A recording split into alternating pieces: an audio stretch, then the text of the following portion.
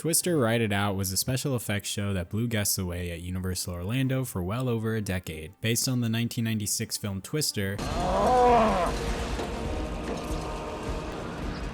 the attraction brought guests face to face with a 50-foot tornado, and with the help of 50 special effects, 1.5 thousand gallons of water, and a flying cow, it replicated some of the chaos seen in the film. The $16 million, 17-minute long experience featured a highly detailed queue and a really strong sense of atmosphere. The ride would sadly become a victim of the Universal screen ride epidemic, which is kind of weird considering Universal just made a sequel with Twisters that saw some box office success. It's kind of a bummer that they decided to replace it with a Jimmy Fallon motion simulator, because I mean, if they just waited a couple more years, they could have just based it and rethemed it around the new movie. Twister is a true Universal classic, so today we will be discussing the history of Twister Ride It Out at Universal Orlando. In order to talk about Twister, we have to go back to the year 1990. Kareem Abdul-Jabbar just recently retired from the Los Angeles Lakers, and legendary filmmaker Akira Kurosawa won a Lifetime Achievement Award at the 62nd Academy Awards. And of course, the first McDonald's opened in Moscow, Russia. Also at the same time, Universal just opened their brand new park in Orlando, Florida. The new park, despite some technical issues on most of their major attractions, seemed to have a lot of potential with its slate of state-of-the-art rides and shows. The most impressive show being the Ghostbusters Spooktacular, which featured large and impressive special effects. The show would get multiple versions and last at the park for 6 years before being permanently closed in 1996 in order for Universal to theme it around something more culturally relevant. Luckily, that same year, Universal would have a hit on their hands with Twister. The Steven Spielberg, Kathleen Kennedy produced film was written by Michael Crichton, writer of the original Jurassic Park novel, and follows Bill Paxton and Helen Hunt as they try to survive and study a severe tornado outbreak in Oklahoma. The film featured insanely impressive special effects, and they legit drove a car through a house for this movie, and it totally shows. Something about the destruction in this film being practical makes the movie feel so real. The film is a perfect example of a great popcorn movie, and it's one of the best disaster movies ever made. At the time of its release, it was the 10th highest grossing movie of all time, and inspired a huge trend of disaster movies in Hollywood for years to come. It was even nominated for Best Visual Effects and Sound Design at the Academy Awards, and for good reason. Universal would quickly announce that in Ghostbusters' place, they would be adding an attraction themed around Twister that would be set to open in 1998. The project would be helmed by project director Michael Hightower and creative director Cecil D. Magpuri. Universal Creative was inspired by artist Ned Kahn, who recreated mini tornadoes using a series of fans and fog machines. To break it down, 2 fans placed on the ceiling and the floor produce an updraft, and once you add a fog machine into the mix, it creates a small simulated tornado. Again, that's a very much so like an oversimplification of all of this, but I'm no scientist. The art exhibit was incredibly popular at science centers across the United States. Universal got this idea after an executive saw an exhibit with Ned's art at the Exploratorium in San Francisco, and they would hire him as a consultant on the project. In order to pull off making the effect on a scale that would be the largest in the world,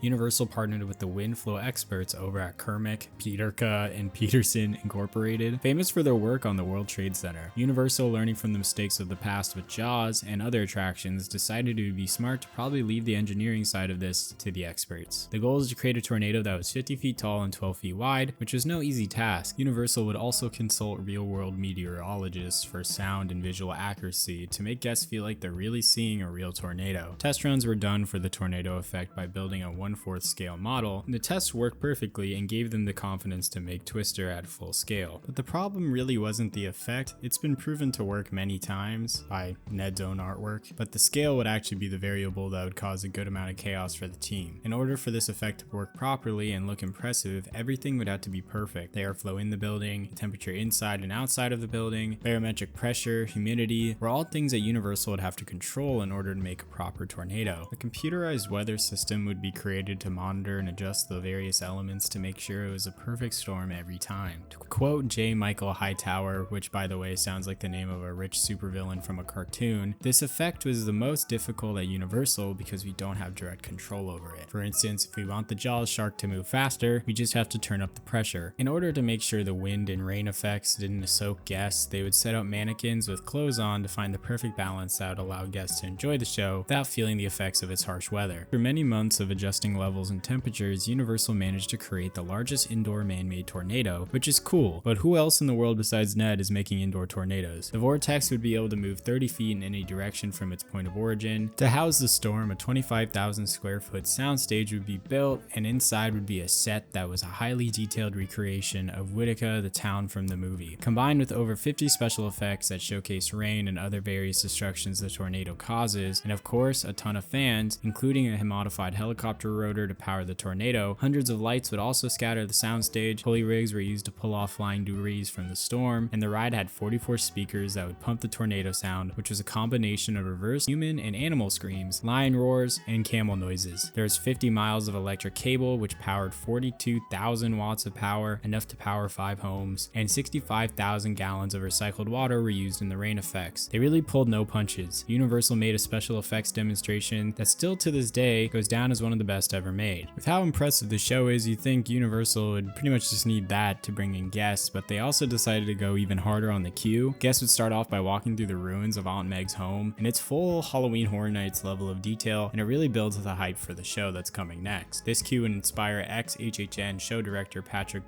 Braillard on what he calls cause and effect storytelling. The elements of destruction inside Aunt Meg's house were laid out as if a tornado really threw everything around. There was intention to where things fell. Patrick says, quote, "Car in the ceiling was stuck at a specific angle, which meant roof pieces needed to be broken in that same way." Long story short, the biggest part of Twister I wish I could experience would be the queue. The bending ceiling, the spinning wheel of the flipped car are all just brilliant touches that were not required of Universal, but the fact that they did it gets a lot of points in my book. The pre-show film is the pinnacle of classic theme park pre-show footage. Every part of it just screams 90s, down to the outfits and the snazzy little walk towards the camera Bill Paxton and Helen Hunt do. Speaking of the two leads, the production of Twisters wasn't the best experience for them. Director Jean Desbaume was said to be acting like a 900-pound gorilla, with him running his scent like a drill sergeant, constantly making crews set up and tear down camera setups at a moment's notice. Being someone who wouldn't compromise on any aspect of his vision, which led him to at one point shove a cameraman aside, causing him to trip and fall into a gully. This made the crew furious and everyone walked out on the set. It seemed like tensions were brewing and this was just kind of the final nail in the coffin to really make everyone just be done with the director. This made Steven Spielberg, the producer of the film, fly all the way to Oklahoma for one day,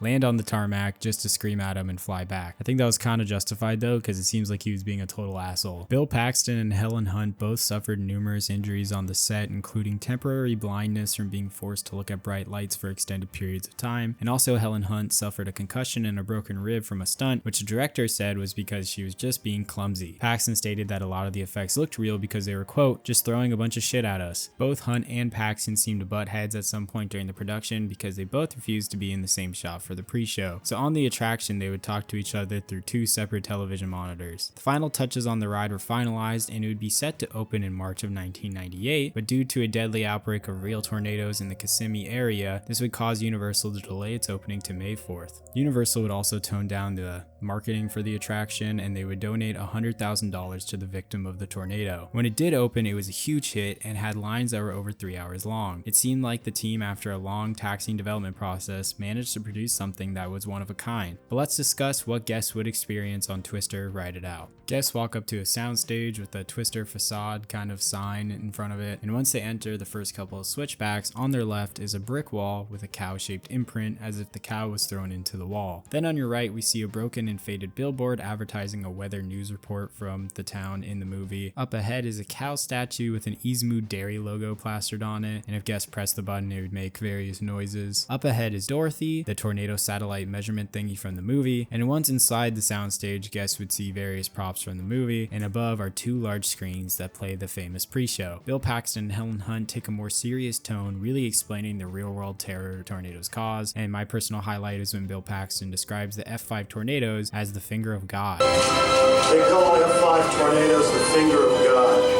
If you have stared one in the face and survived to tell the tale. The entire pre-show hypes you up for what's to come, and once it's over, we walk through the ruins of Aunt Meg's house, which looks like the coolest Halloween Horror Nights house ever. The car through the ceiling is really just the icing on the cake for me, and probably one of the coolest queues Universal had at the time of its opening. There's one last little blurb we see from Paxton and Helen Hunt, where Bill basically hypes us up and starts describing tornadoes as like a beast, and he gives us this nice little final send-off where he says, By the end, there's only one thing you can do.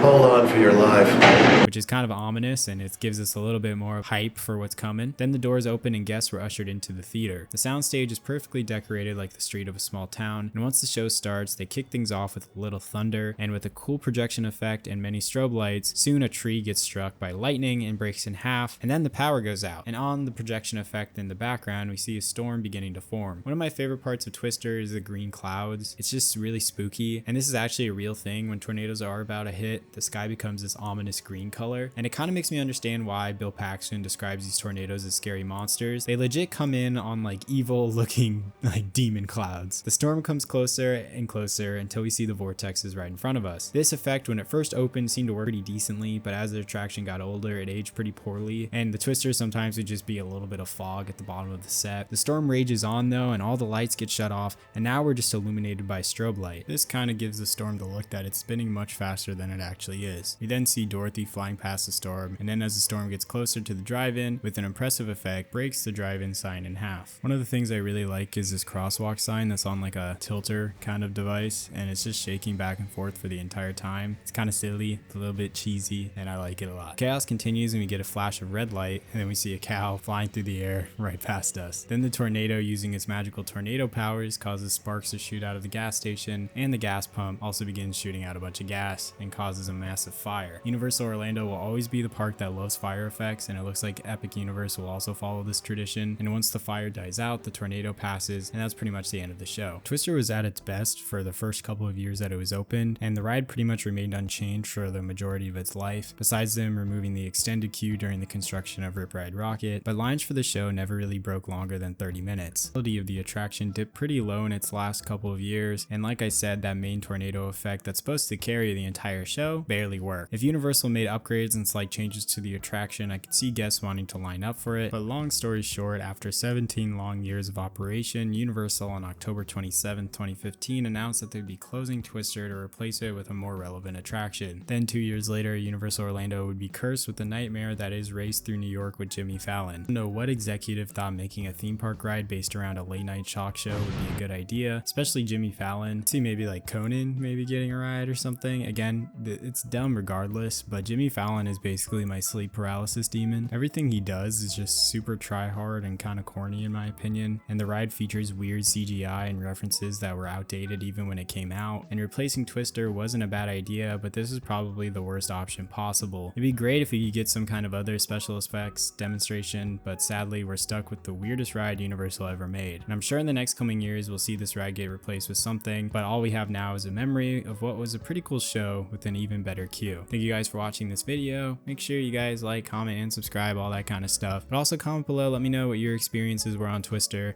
This is kind of my favorite part of making these videos, is hearing different little stories everyone has. But yeah, if you like this video, please do all that kind of stuff, and I'll check you guys out in the next one. Peace.